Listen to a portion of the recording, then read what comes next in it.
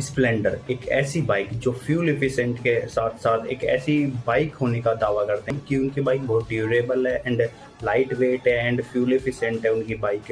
And क्या आपको पता है कि इस बाइक की शुरुआत कब हुई थी? 1994 में जापान की कंपनी होंडा, जो कि ऑलरेडी बाइक बनाती थी पहले से, एंड इंडिया में जो हीरो की कंपनी थी जो एज यूजुअली नॉर्मली जो साइकिल्स बनाती थी, दोनों का कोलैबोरेट होने के बाद बाइक बनती है स्प्लेंडर।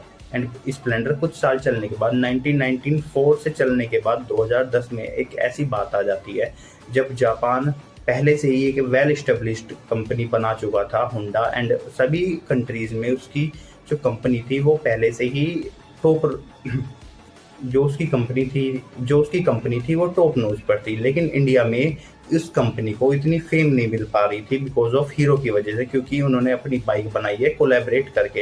एंड 2010 में दोनों कंपनियां अलग अलग हो जाती हैं, स्प्लिट हो जाती हैं। जो हीरो स्प्लेंडर आती है वो आती है हीरो की तरफ, बिकॉज ऑफ एक एग्रीमेंट साइन होता है। हीरो अपनी स्प्लेंडर बाइक को इंडिया के अलावा किसी और कंट्री में बेच ही नहीं सकता। इसी वजह से जो स्प्लेंडर बाइक है वो केवल और केवल इंडिया में ही चलती है एंड किसी और कंट्री में नहीं बेची जाती।